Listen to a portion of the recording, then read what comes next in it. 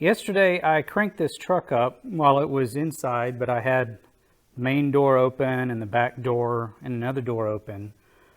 But it still managed to set off, or at least register. It didn't alarm, but it registered on these carbon monoxide detectors, and it didn't take long to do it. So today I'm going to do a little experiment. I have this one set up here on the truck, and I've got another one by this far door, and I've got cameras on all of them.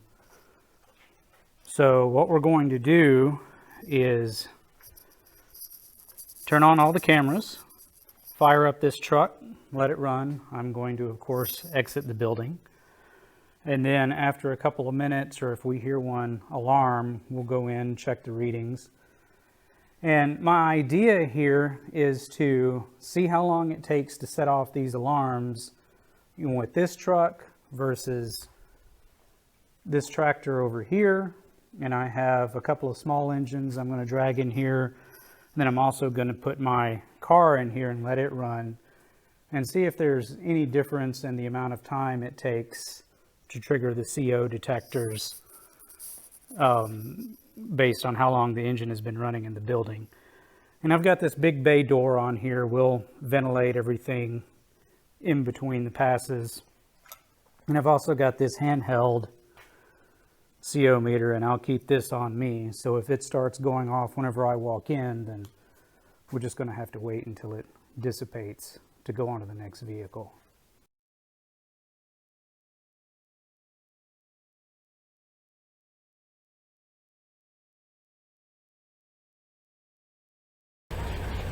All right, we got it running inside. This door is closed. The windows are closed. These doors are closed. I'm going to make my departure. Actually, I'm going to look at this first. I'm not even getting any readings on this. Put it actually by the tailpipe here. I mean, I can smell it. There we go. It's coming up. Yep.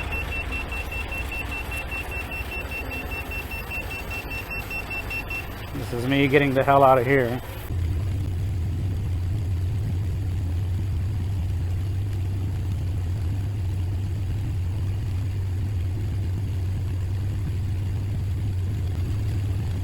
All right, it's been a couple of minutes.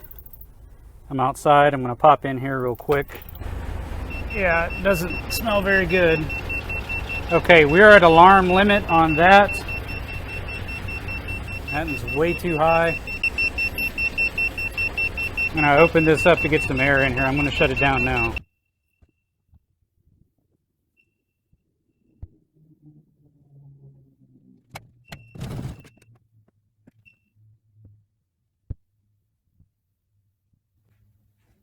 All right, so we're ready to start the tractor. I've got this one set up basically where someone would be sitting. I've got the other one set up over here like it always was. And then the other one I moved out of the office because, you know, we didn't see any readings in there, and have it set up here by the outside door. Doors are closed, fan is off. Let's see if we can get this tractor to start. Okay, we are running at idle speed, just like the truck. And I'm going to make my escape and time it for 2 minutes, which is about how long we were gone last time.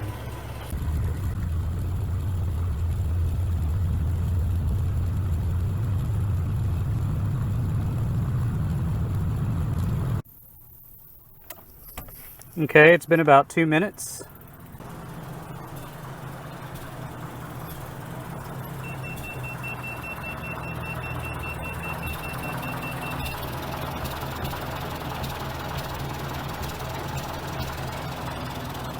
Okay.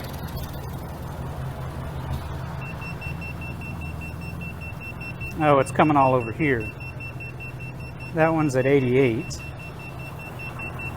Yeah, we're above 100. I'm going to shut it down.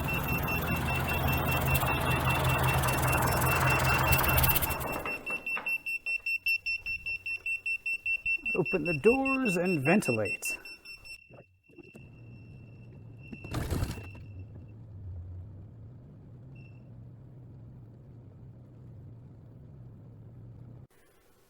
All right, I'm in a garage. The garage door is open. I'm going to fire up this riding lawnmower because I need to take it to the shop. I'll do an experiment on it as well.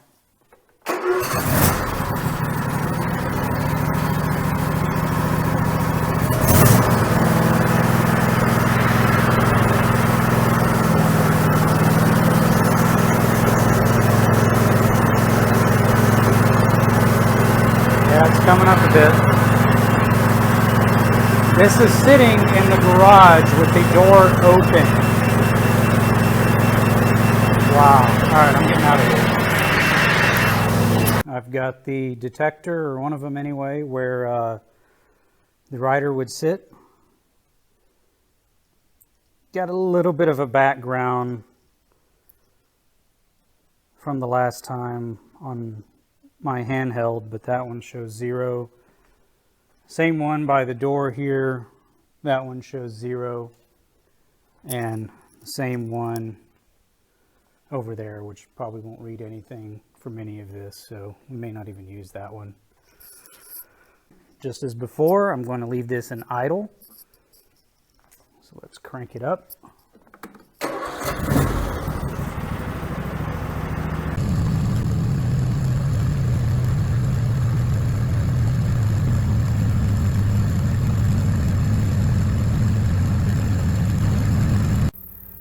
All right, same as before. It's been a couple of minutes.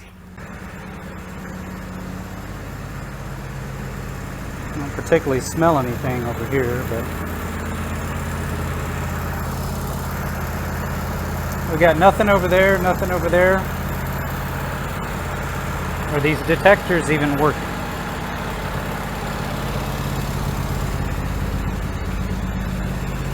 I'll smell it over here.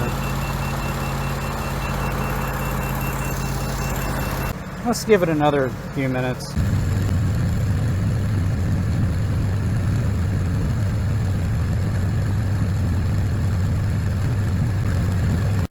All right, the lawnmower has been running inside for at least 5 minutes in a 2,000 square foot shop. I can still see I have no reading on either of the detectors. My handheld, I've got about 37 right now.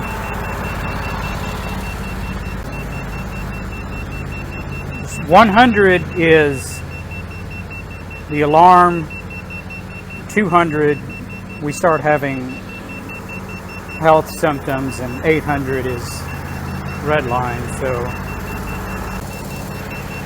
I'm going to go ahead and call it quits on this one. I think we never really made it up past about, I don't think we've hit 100 on this. But it's interesting that these sensors aren't picking up anything. All right, let me get these doors open.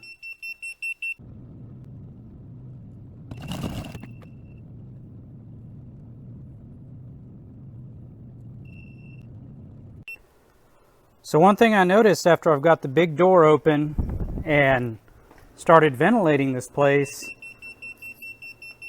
I did get a reading on this, and it's increasing. So I guess the air is pulling all the carbon monoxide that was at the back of the shop out here. So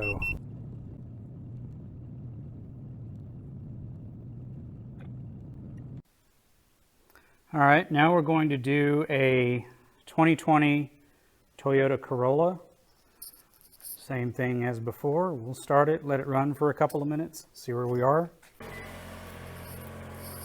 So we've got the camera down here, same location as before. One by the other door back there. And then I've mounted this one here on the deck lid.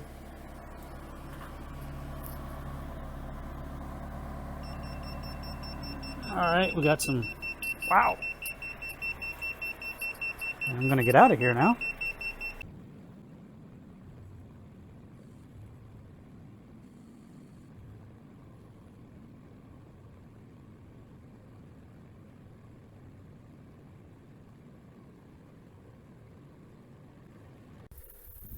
All right, it's been a couple of minutes. Nothing here.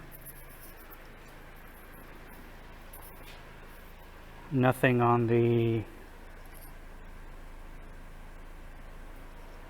sensor that's actually on top of the deck lid. Nothing over here.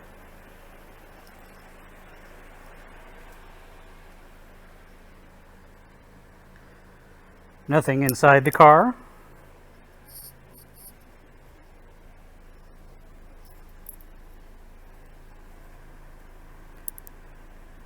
I'm literally standing behind this thing. Nothing there. Walk around this other side. I mean, I feel the heat from it. Oh, there's a little bit.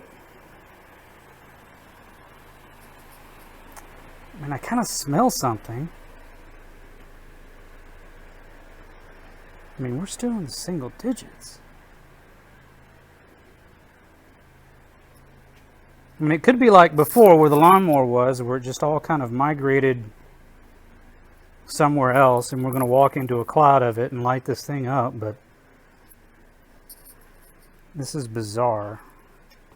I got nothing on any of these others, so I'm going to go back outside just in case these aren't accurate, and wait another 5 minutes or so, come back in here and see what we got.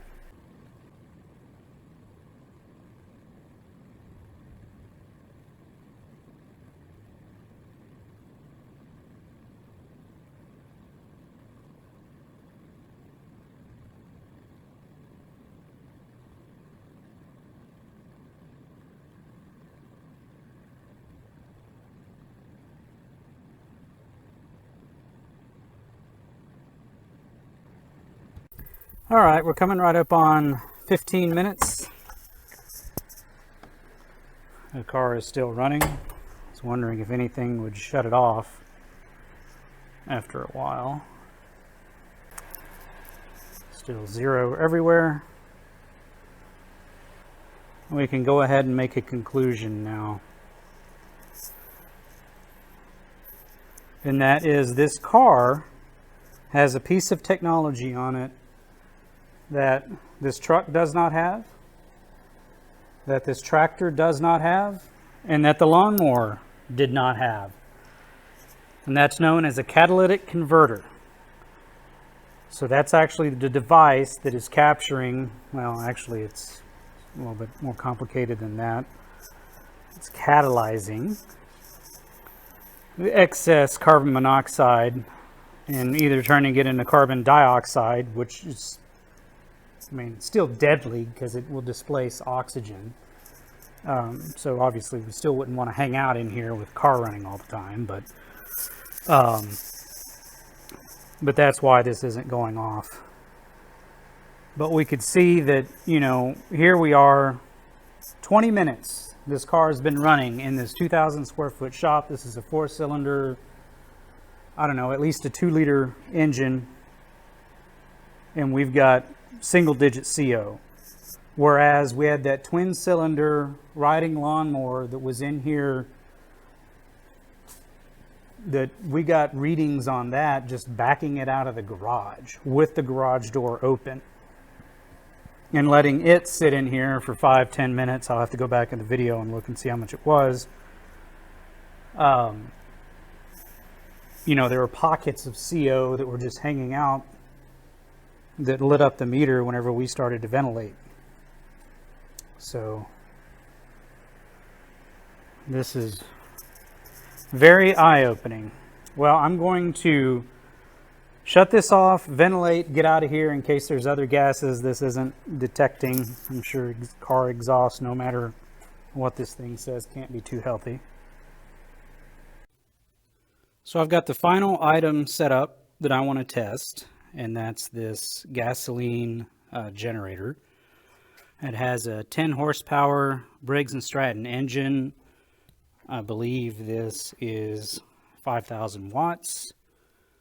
Yeah, there we can see 5,000 watts.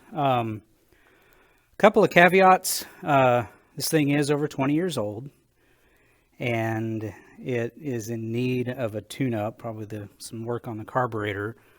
I have the air box open and the air cleaner removed because I actually have to squirt some chem tool into the carburetor throat to get this thing to actually start. But my thought is that, you know, most folks that will be dragging the generator out of the garage for a power outage, you know, the thing's not going to be brand new, and it is probably not going to be in the best shape. So my load on this is this electric radiator style space heater. I think this thing maxes out at 1500 watts, and I've got a little watt meter up here, so we'll be able to see, you know, how much it's pulling on full load. But same thing as before, we'll let this, we have the doors and windows closed, and we'll let this run for a couple of minutes and then take some CO measurements and see how that compares against everything else we've tested. I've got one CO meter over here with the tripod in front of it, and I have another CO meter over here with the tripod in front of it. And then it's kind of hard to tell on this video, but these are kind of, you know, 3 points equidistant apart. And I have the other CO meter up here with the tripod in front of it. So let me get this thing cranked up and we'll see what happens.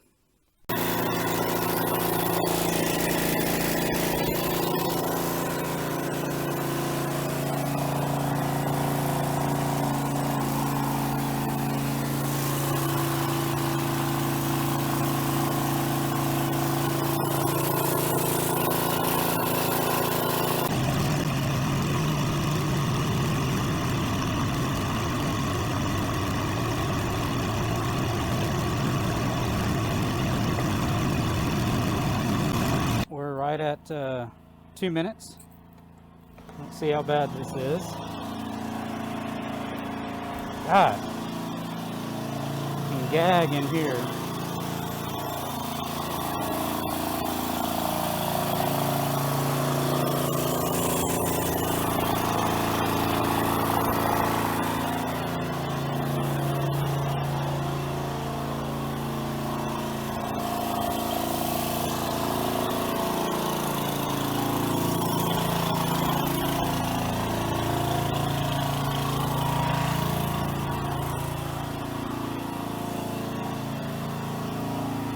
Not too terrible.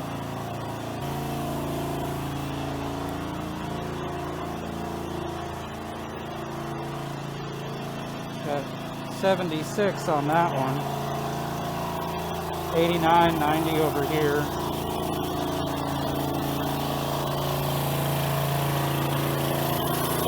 Go ahead and shut it off.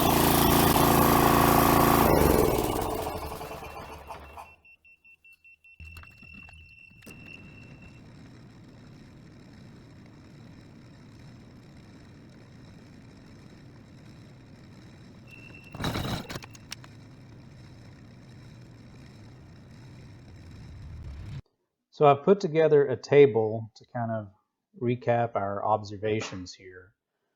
I have each engine that we've tested, and I put this in order of testing, and how long it took to get to 50 parts per million on the fixed Kidde CO meters. I'm not counting the one that was my handheld. I'm not sure that that's entirely accurate, and I was walking around with it, and I didn't want to put that in here. That would kind of muddy the waters a bit, but just going by the fixed meters.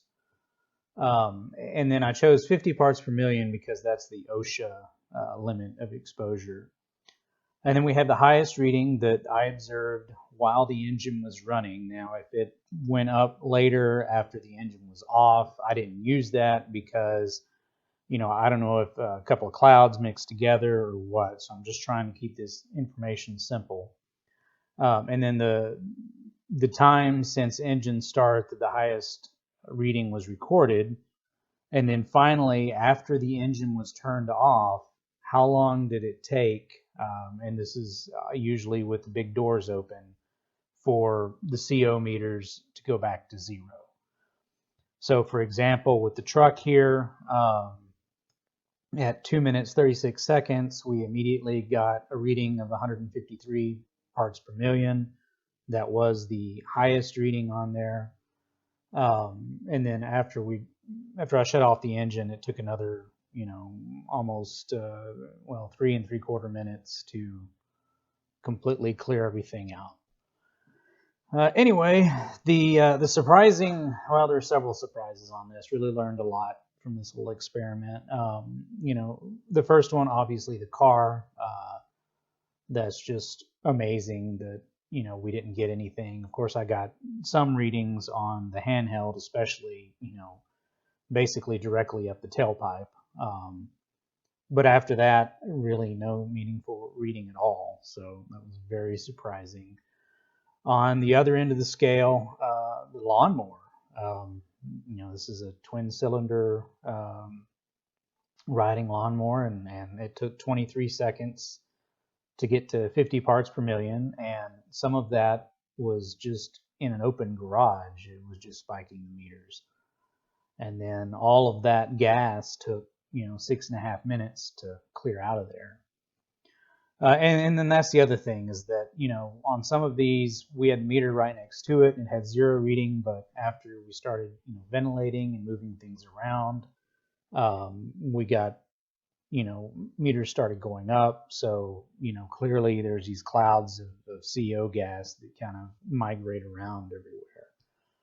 So this has been very eye-opening, and I hope this explains to everybody why you should never run combustion engines or combust anything inside an unventilated space. Of course, goes without saying, please don't try this at home. And even as we saw with the lawnmower, I mean, even if you just have the garage door open and it's still in there, there still can be enough gas to be a problem.